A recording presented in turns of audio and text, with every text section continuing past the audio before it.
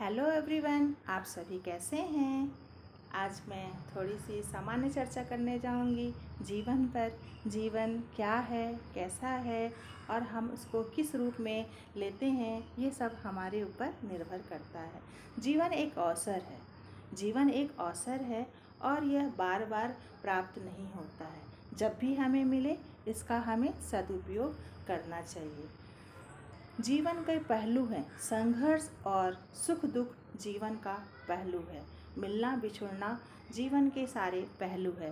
प्रकृति और नियति जीवन में सबके लिए तरह अलग अलग नियम नहीं बनाती है, सभी के लिए एक ही समान नियम बनाती है। सभी अपनी आत्म शक्ति, मनोबल, अपनी सूझबूझ और अपने कहना चाहिए अपने सकारात्मक विचारों से आगे बढ़ते हैं। और आगे बढ़ने के लिए हमें जीवन में कई तरह से कई कठिनाइयों का सामना करना पड़ता है। अगर हमारे जीवन में सुख और दुख भी आते हैं, अगर हम कहा भी गया है कि मानव एक सामाजिक प्राणी है। मनुष्य समाज में रहता है, मानव समाज में रहता है, मिलता जुलता है और आपस में बातें करता है। और किसी भी प्रकार की उसे कठिनाइयाँ आती है तो वह आपस में मिलजुल कर शेयर करता है। इसलिए पारिवारिक मूल्य समाज में बहुत ज़्यादा ज़रूरी है, क्योंकि परिवार में ही अगर किसी को किसी भी प्रकार का स्ट्रेस है या कहीं बाहर से किसी बातों का काम का ज़्यादा भार है या किसी सेहत से लेकर या किसी चीज़ों के लेकर, तो वो अगर परिवार में है, हंसता खेलता है और अपने बच्चों के साथ में, अपने माता पिता के साथ में, अपने परिवार के साथ में मिलजुल कर सुख दुख, खाना बनाना, खाना, मंगल गीत गाना, पूजा करना, पाठ करना, घूमने जाना और समय देना। यहाँ पर कहने का अर्थ है अपने परिवार को सबसे ज़्यादा समय दिया जाना चाहिए, क्योंकि समय ही आज के समय में किसी के पास नहीं है। आज व्यक्ति सिर्फ जॉब, सिर्फ पैसे, उसने इतनी उतनी पढ़ाई की, पढ़ाई करने के बाद में उसने जॉब प्रारंभ किया। जॉब में भी उसी तरीके से उसे काफ़ी मेहनत करना पड़ता है, काफ़ी समस्याओं का सामना करना पड़ता है, संघर्ष करना पड़ता है किसी न किसी रूप में, चाहे पोस्ट को लेकर या स्थान को लेकर, अपनी फैमिली से दूर रहकर अपना लालन पालन करना, अपना पालन पोषण करना एक बहुत बड़ी जिम्मेदारी होती है। और आजकल की जो जॉब है, मल्टीनेशनल कंपनियों में जॉब लग रही है, पूरे इंडिया में जॉब लग रही है और बच्चे जो हैं जॉब के लिए दूर दूर जाया करते हैं और वहाँ पर समायोजित होना, एडजस्ट होना बहुत बड़ी बातें हैं, क्योंकि बच्चा घर पे रहता है और सारी सुख सुविधाएं मिलती हैं, सिर्फ वो पढ़ता जाता है। लेकिन जब वो अपने कदम अपने घर के बाहर निकालता है तो उसे कई लोगों के साथ में उसे रहना पड़ता है, हॉस्टल में या फिर पीजी में। लेकिन बच्चा इस चीज़ों को कभी कभी एडजस्ट समायोजित नहीं कर पाता है, जिससे उसके शारीरिक और मानसिक में रूप में कई प्रकार की परेशानियां उत्पन्न हो जाती हैं। और ये परेशानियां समय रहते अगर इसका निदान हो जाता है तो अच्छा है, अगर नहीं होता है तो अच्छे से अच्छा बच्चा जो है वो क्षति और हानि के लिए नुकसान उठाता है। कभी तो वो बीमार हो जाएगा या कभी वहाँ से पलायन करेगा अपने जॉब के लिए। तो माता पिता को चाहिए कि अपने बच्चों को सुलझे रूप में, सरल तरीके से, मित्र रूप में और हर समय हर वक्त, आज तो इंटरनेट का ज़माना है, आज हम अपने बच्चों को मोबाइल के द्वारा वो क्या कर रहे हैं, क्या नहीं कर रहे हैं, हम पूरा उनका टारगेट रख सकते हैं और बच्चों को आगे बढ़ने के लिए हम प्रेरित कर सकते हैं।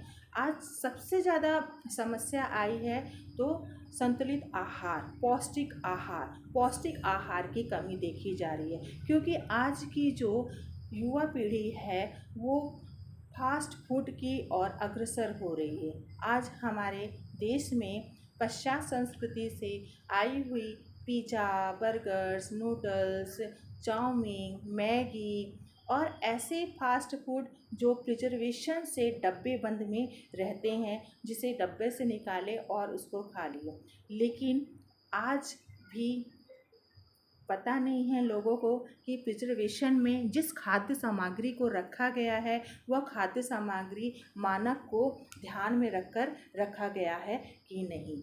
अगर एक स्टैंडर्ड मानक को ध्यान में रखकर प्रिजर्वेशन को खाद्य सामग्री डब्बाबंद सामग्री में मिलाया जाएगा तो वो फ़ायदेमंद होगा, और अगर नहीं मिलाया जाएगा, उससे ज़्यादा मात्रा में रखी जाएगी तो यह हमारे शरीर के लिए हानिकारक है। सबसे ज़्यादा हानिकारक है हमारी आंतों के लिए। हमारी आंतों में विटामिन B12 का निर्माण होता है, और यह प्रतिदिन निर्माण होता है विटामिन B12, और विटामिन B12 लंबे समय के लिए भी हमारे शरीर में स्टोर रहता है। लेकिन अगर लंबे समय तक बच्चे फास्ट फूड हो गया, बाहर की चीज़ें खाना खाते हैं, कलर वाले खाना खाते हैं और डब्बाबंद खाना खाते हैं, पैकिंग वाले भोजन लेते हैं, तो इससे क्या होता है कि जो विटामिन B12 निर्माण करने वाले पॉजिटिव अच्छे जो कीटाणु जो होते हैं हमारे शरीर में, जो जीवाणु होते हैं,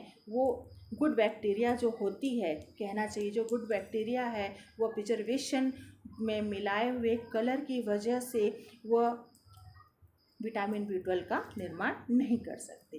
तो विटामिन B12 एक अति आवश्यक, शारीरिक रूप से स्वस्थ रहने के लिए आवश्यक विटामिन्स है, और विटामिन B12 की कमी से कई प्रकार से शरीर में, यहाँ तक कि मानसिक डिप्रेशन है ना, अवसाद में चले जाना और स्ट्रेस में रहना, किसी बात को भूल जाना, और आसपास के लोगों में बस ये खोजना कि इनके कारण ऐसा हो रहा है, मतलब सामाजिक सामंजस्य को बिल्कुल वे बना नहीं पाते हैं।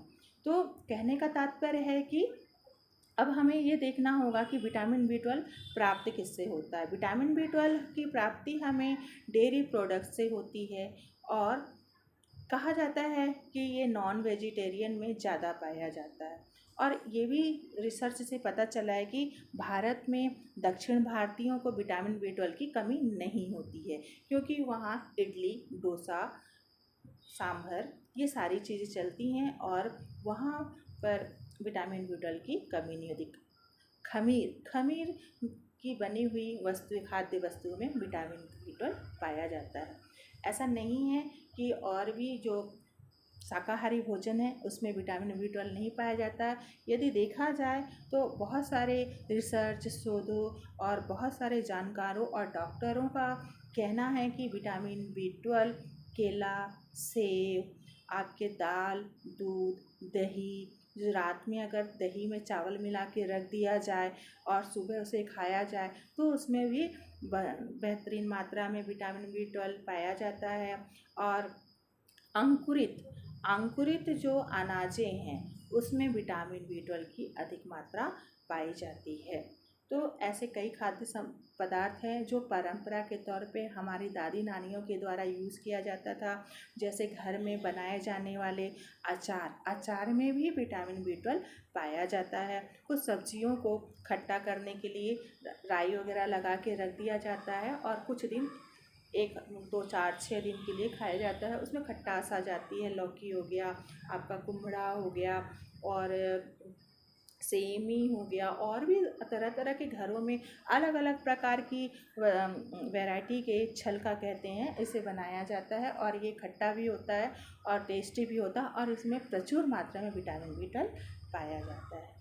तो आज के बच्चों को मैं यही कहना चाहूँगी कि वो शिक्षा अध्ययन तो करें, साथ में अपने पारिवारिक मूल्य और सामाजिक मूल्य पर और धार्मिक मूल्यों पर भी विशेष रूप से ध्यान दें, और बच्चों को अधिक से अधिक अपने जो परंपराएं हैं उसमें जो अच्छी अच्छी चीज़ें हैं, संस्कार हैं, उसे भारत की हैं उसे ग्रहण करें, और जो जीवन में वे आगे बढ़ें और उनके जीवन में किसी प्रकार की समस्या न आए।